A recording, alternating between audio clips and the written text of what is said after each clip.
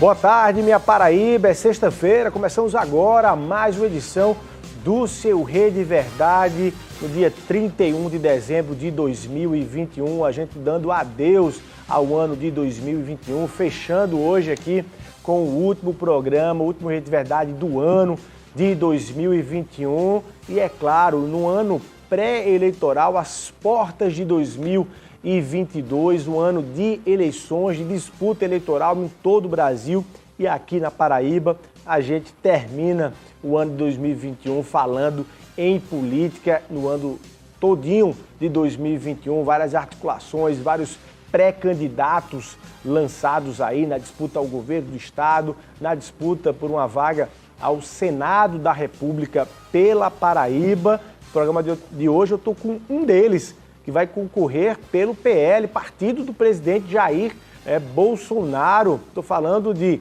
Bruno Roberto, que está aqui conosco, ele que já foi secretário de Estado, candidato a vice-governador da Paraíba, é filho do deputado federal Wellington Roberto e está em 2022 na agenda, projetando aí disputar o Senado da República. Bruno, muito boa tarde, seja muito bem-vindo ao Rede Verdade nesse último programa de 2021. Saudações, Luiz. Para mim é uma alegria enorme, uma honra estar aqui ao seu lado nessa sexta-feira, findando o ano, no último dia. Satisfação enorme estar dialogando contigo, com todos os seus telespectadores. É uma honra. Estou aqui com disponibilidade para tratar exaustivamente de tema de política, administrativa, enfim, do que você julgar pertinente para que nós tenhamos a oportunidade de responder. Se tem uma noção de que no ano de eleições é que a política se movimenta, mas na verdade é todo ano, mesmo que um ano não tenha eleição, existe uma movimentação política, uma articulação política que é a que traz você, inclusive, como pré-candidato ao Senado da República. Mas antes da gente debater um pouco Paraíba, vamos falar nacionalmente.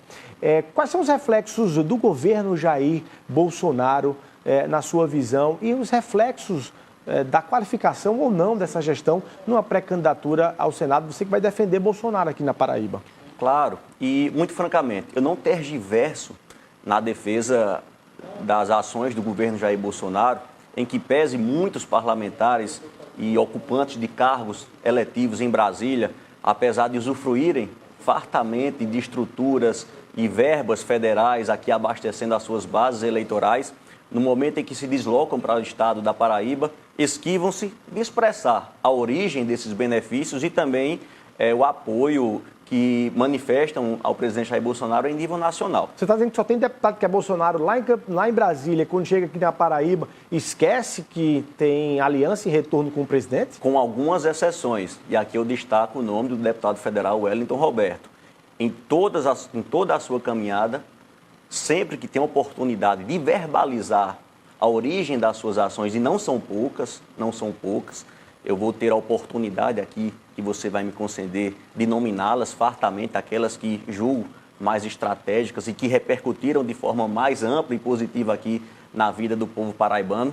Mas, excetuando o deputado federal Wellington Roberto, muitos valem-se desse guarda-chuva do governo federal, desse amparo extremamente generoso do governo federal, entretanto, não fazem a defesa dessas ações e dessas bandeiras do governo Jair Bolsonaro aqui no estado da Paraíba. Mas, muito francamente, faço um balanço extremamente positivo da gestão do presidente Jair Bolsonaro, e aqui é preciso nós conduzirmos o debate de forma mais franca e honesta, excluindo as distorções que são praticadas de forma bastante frequente por alguns setores da mídia. O presidente Jair Bolsonaro, ele é constantemente criticado, parece-me que muitas pessoas atribuem às suas ações um vício de origem, mesmo que tenha resultados positivos, como, por exemplo, foi o auxílio emergencial. O auxílio emergencial beneficiou mais de 60 milhões de brasileiros, houve uma mobilização de 350 bilhões de reais, no momento mais crítico que as pessoas passaram da pandemia, em que houve a deteriorização da renda e muitas delas sequer tinham previsão do que iriam comer. O auxílio emergencial veio no sentido de garantir dignidade, e as pessoas não reconhecem isso. As pessoas que eu digo, não os beneficiários, mas aqueles que têm, sabe-se lá, por quais razões, têm o interesse de gerar instabilidade na gestão do presidente Jair Bolsonaro. Mas fora essa questão do auxílio emergencial, há outras questões também. A cruzada que nós fazemos de benefícios com relação à estruturação da educação, da saúde, a oferta das vacinas que permitiu a sua universalização e a retomada da mobilidade e, por consequência, a retomada da atividade econômica, da geração de emprego, de resgate da renda das pessoas, foi tudo oriundo das ações do governo Jair Bolsonaro, em que pese, mais uma vez, usando esse termo, muitas vezes alguns gestores estaduais e aqueles muito próprios aqui do Nordeste se deslocarem e verbalizarem, tentando usufruir dessas ações como se fossem próprias suas. Eu vejo alguns governadores chegar em determinados municípios da Paraíba, de posse de um isopor na mão, entregando para o gestor municipal algumas vacinas, capitalizando politicamente essa ação, sem fazer o registro, sem fazer a referência da origem da aquisição, que foi o presidente Jair Bolsonaro, o governo federal. Aqui é preciso fazer elogios por um critério de justiça aos prefeitos. A operacionalização da universalização da vacina se deu graças ao engajamento dos prefeitos em sintonia com o Plano Nacional de Imunização, estruturado e capitaneado pelo Ministério da Saúde e o governo federal. Agora, Bruno, apesar disso que você está falando aí, o presidente Jair Bolsonaro, nas pesquisas recentes, tem, enfim, apresentado um índice de aprovação pequeno, né, para o momento do terceiro ano de seu mandato. Ali um nível ali de rejeição e desaprovação do seu governo, números considerados altos do ponto de vista de quem estuda ali a questão de avaliação de governo. E aí some-se a isso, ou na verdade como natureza também, como causa disso aí, a inflação nos 2 dígitos, enfim, a dificuldade aí da economia apontar aí alguns sinais de crescimento. Vai ser difícil, é um fardo, vai ser difícil carregar Bolsonaro nas costas aqui na Paraíba? Olha, Luiz, eu particularmente não alimento receio. Que é uma terra, inclusive, enfim, que majoritariamente voltava ali no ex-presidente Lula. Eu não alimento receio, nem me amedronta esses sinais de algumas dessas pesquisas que dizem, porque eu não acredito a elas confiança, tendo em vista que no pretérito, no passado, muitas delas atribuíam uma derrota ao presidente Jair Bolsonaro e foram descredibilizadas. Entretanto, dada aí as circunstâncias de ataques constantes e distorções permanentes que são de autorias de alguns instrumentos de mídia que têm grande capitalidade, isso é inegável. Essas pessoas, eles distorcem as informações com relação às ações e programas do governo permanentemente, 24 horas por dia. As críticas são direcionadas de forma negativa, de forma constante com relação à gestão do presidente Jair Bolsonaro, e ele ainda preserva um capital político extremamente considerável e substancial. Mas isso tende a melhorar no momento em que lhe assegurarmos a oportunidade de verbalizar. E aí, naturalmente, eu faço menção aos programas partidários que, no momento do processo eleitoral, terão ampla divulgação e as pessoas poderão ter a oportunidade de acessar informações, saber quem de fato operou no sentido de dar condições mínimas necessárias para que as pessoas tivessem a preservação da sua dignidade. O que foi gasto com auxílio emergencial corresponde a mais de 10 anos de Bolsa Família do PT, em valores agora que serão superados com a estruturação do Auxílio Brasil, que vai pagar um benefício muito mais robusto do que aquele que foi pago durante décadas pelo PT. E são essas as questões que nós precisamos expor, despidas aqui de qualquer traço de vaidade política ou qualquer outra questão que contamine esse debate, mas de forma franca. O que nós queremos suscitar na cabeça das pessoas é que façam uma avaliação crítica das ações que foram oportunizadas pelo governo federal e do que foi oportunizado por gestões estaduais, por exemplo, Luiz. Aqui no estado da Paraíba, não houve a estruturação e a criação de nenhum tipo de auxílio que garantiu maior rede de proteção social às pessoas. De outra face, você assistiu medidas, decretos de restrição de mobilidade que praticamente extinguiu a renda das pessoas, impediu muitas pessoas de trabalhar, de empreender, de desenvolver os seus negócios. E aqui na Paraíba nós temos uma realidade econômica em que existem uma massa de pessoas, de autônomos, de prestadores de serviços individuais, que essas pessoas não tiveram com quem se socorrer. Se não fosse os auxílios pagos pelo governo federal, essas pessoas estariam à míngua. passando necessidade extrema. Você acha que o presidente Jair Bolsonaro, ele peca quando o governo faz, mas ele desconstrói a ação do governo com a própria fala? Por exemplo, o governo que garante a vacinação em massa no Brasil, mas o presidente, enfim, faz ali um discurso de, no mínimo, desvalorizar a questão da própria vacina, quando ele próprio não se coloca não vacinado. Segundo, quando ele encaminha recursos para a Bahia, o estado que está passando ali pelo drama do alagamento, encaminha recursos, garante ajuda para as famílias que sofrem lá na Bahia, mas não vai lá pessoalmente, enfim, ele tem uma relação de acolhida. Ele foi lá pessoalmente, Luiz. Ele se deslocou até o estado da Bahia, sensibilizou-se com a situação e o drama que aquelas pessoas estão fazendo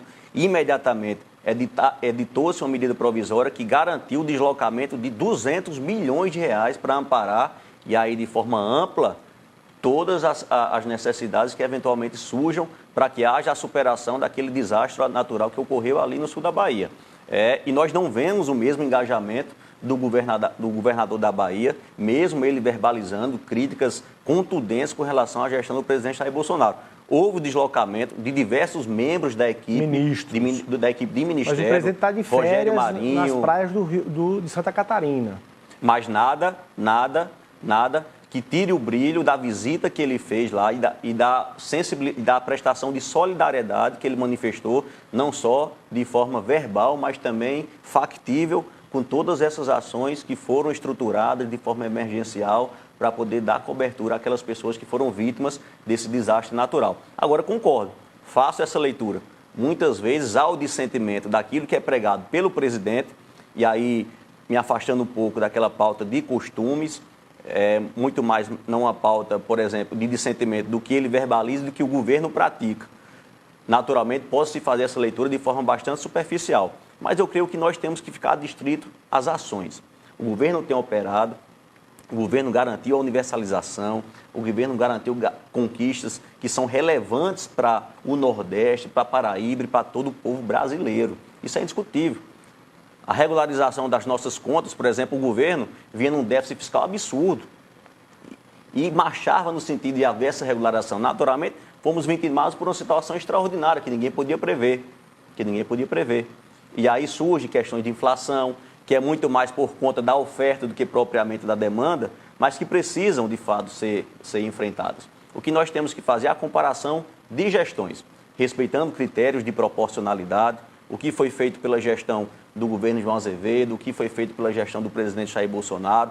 Aqui recentemente, nós acompanhamos, aqui quero voltar um pouco à questão de alguns auxílios. Muitos estados pagaram auxílios financeiros aos estudantes que estavam na modalidade de ensino remoto. Com qual propósito? O propósito de evitar evasão escolar.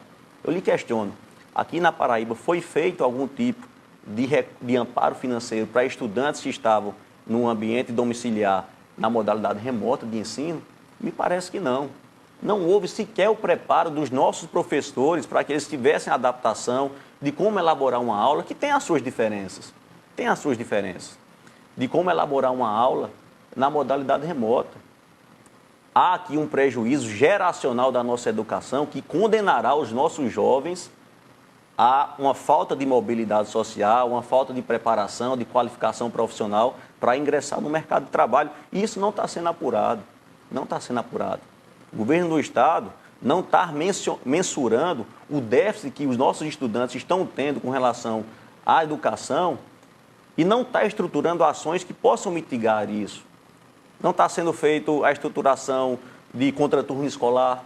Enfim, situações que oportunizem a essas pessoas terem um horizonte de perspectiva de futuro melhor, com um emprego de maior qualidade, para que tenham estabilidade social e econômica.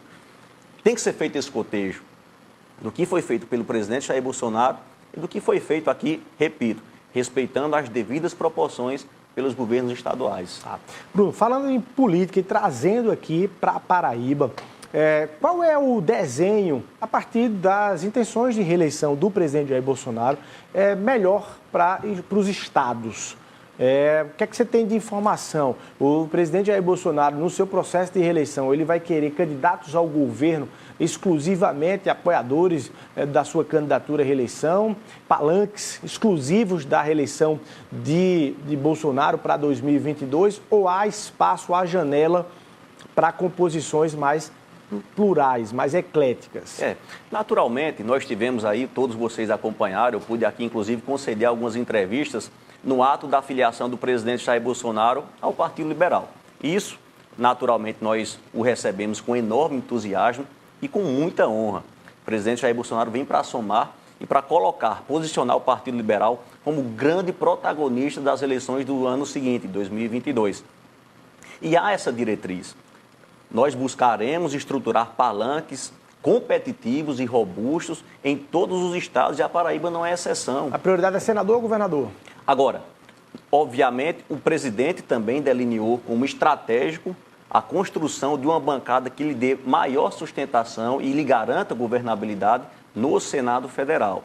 E tem pontuado a Paraíba como essencial para a eleição de um senador alinhado com essas pautas de governo, mas também com as pautas que tenham de interesse nacionais, regionais e estadualizados. Obviamente, vamos primar, e aqui por um critério de preferência, primaremos por um palanque isoladamente de Bolsonaro, que tenha total afinidade com todas essas pautas, que defendam as ações e os programas que foram viabilizados, efetivados, apresentados pelo presidente Jair Bolsonaro. Entretanto, se numa leitura nós vislumbrarmos que há mais chance de vitória havendo uma composição com outras agremiações, desde que, e aqui eu abro aqui um parênteses, é preciso fazermos um filtro que nós não vamos compor com aqueles que alimentam ideias do campo da esquerda. Isso já se exclui de imediato.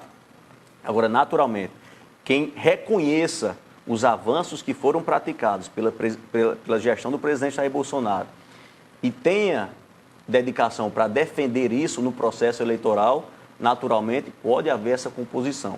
Agora, primando também pela eleição de Senado, que é estratégico que o presidente tenha maior condição de sustentabilidade no seu governo, naquela casa do Congresso Nacional. Tá, pelo que você está dizendo aí, o primeiro passo, a prioridade, o primeiro encaminhamento será a tentativa de uma construção de uma chapa exclusiva da base de Bolsonaro. E aí você passa a convergir com os discursos tanto do deputado Cabo Gilberto, que é líder da oposição aqui na Assembleia, do apresentador Nilvan Ferreira, do deputado Valber Virgulino, que tem ali mais ou menos essa mesma concepção. Nesse sentido, o primeiro movimento vai ser nesse sentido. Claro, e aí você tem, dentro desses nomes que eu citei, você teria aí a preferência de candidato ao governo? E nada obsta que algum outro nome que hoje não pertence às fileiras do Partido Liberal venha a se somar nesse processo. Tem andamento disso? Existem sinalizações de novas filiações que venham a assegurar a estruturação de um palanque ainda mais competitivo. Quem, Bruno? É o momento de você fechar o ano com essas revelações. Olha,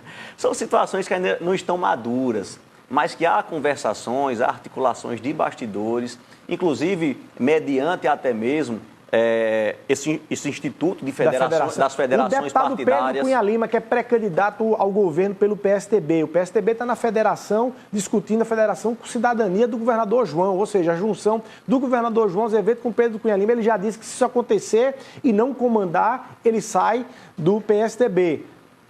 Vai para o PL? Olha, eu não sei. Aí quem tem que analisar e fazer essa reflexão é o próprio Pedro. O que for mais viável para a sua candidatura e desde que ele passe por esse filtro e adapte-se à defesa das pautas que são pregadas pelo presidente Jair Bolsonaro, naturalmente pode ser, eventualmente, pode ser bem recepcionado no Partido Liberal. Agora, deve haver o reconhecimento de tudo aquilo que foi feito. Tudo aquilo que foi feito. E não são poucas coisas, Luiz. Eu quero aqui insistir na discussão justamente desses programas. Nós temos aqui, por exemplo, o aviltamento por parte do governo do Estado de uma categoria que deveria ser extremamente privilegiada, que é a categoria da segurança pública.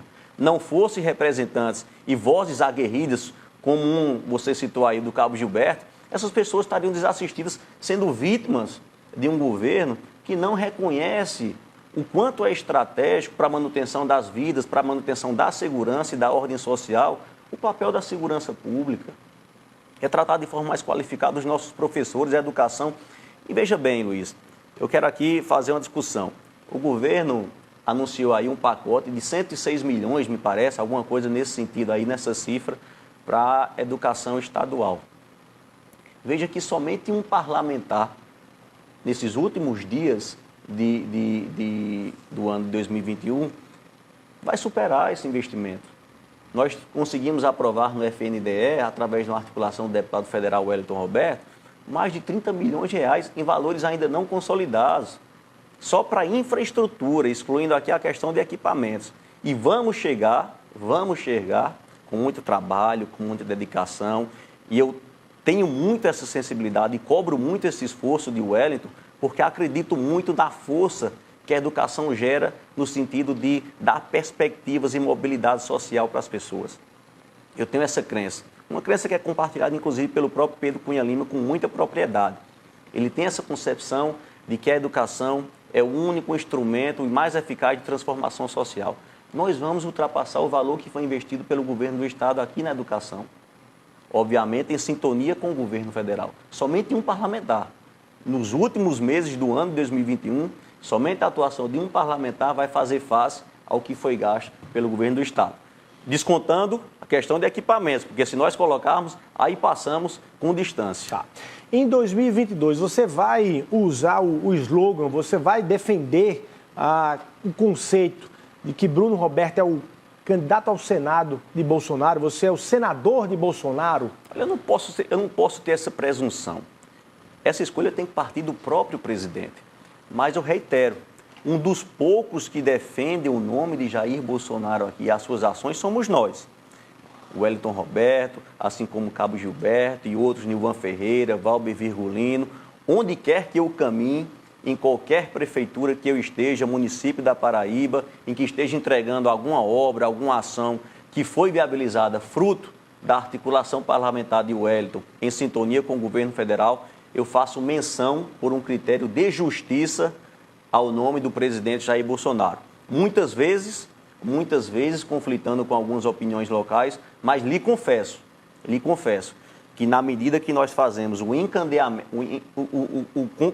concatenamento das ideias, expondo ali, por exemplo, quem que pagou o auxílio emergencial, expondo quem deu amparo para as pessoas no que diz respeito à saúde, expondo os valores que foram transferidos a estados e municípios de mais de 78 bilhões de reais pelo governo federal, que foi tudo isso, uma sinalização do presidente Jair Bolsonaro, as pessoas começam a ficar mais receptivas ao nome do presidente.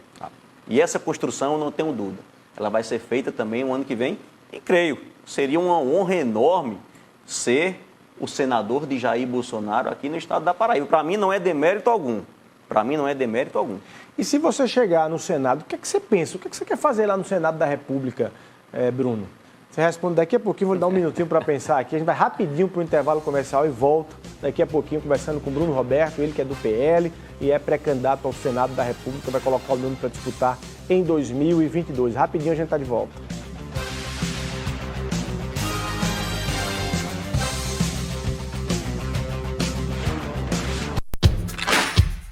Mude de vida, mude a cor.